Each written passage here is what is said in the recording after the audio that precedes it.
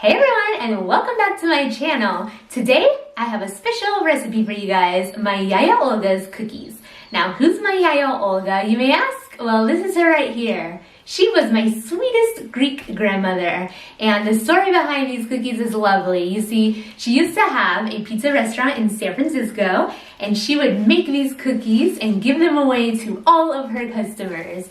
Everybody loved them because they were crunchy on the outside and soft on the inside, but they are not too sweet. That's why they're covered in powdered sugar. Let me show you how easy they are. Let's get started.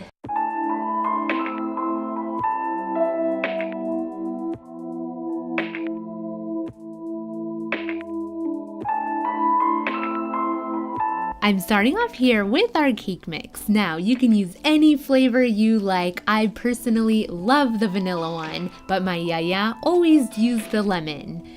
I'm adding 2 cups of flour along with 2/3 cup of oil, a 1/2 cup of milk, and then we're gonna add our eggs and baking powder.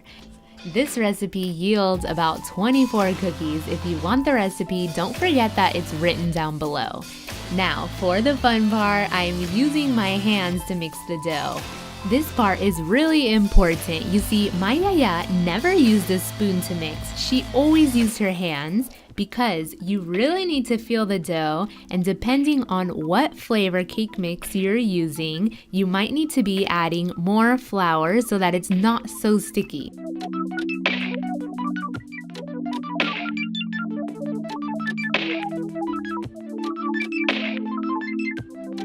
This dough is so nice to work with. You can make any shape you like. As you can see, I'm rolling the dough in my hands and I'm going to be folding them in half and then twisting them. That's how I get that cute little braid shape. You can make these into half moon shapes or even biscottis. Yes, that's right. We used to make these cookies in a big log, bake it, and then we used to slice it, and there you go, you got biscotti. I'm going to be baking these at 350 degrees Fahrenheit for about 10 minutes, and you know they're going to be done when the bottoms are golden brown and they're nice and puffed up. For the last part here, I'm dusting them with powdered sugar. Like I was saying, these cookies are not too sweet, so if you want to skip this part, it is optional, but it really gives them a nice touch.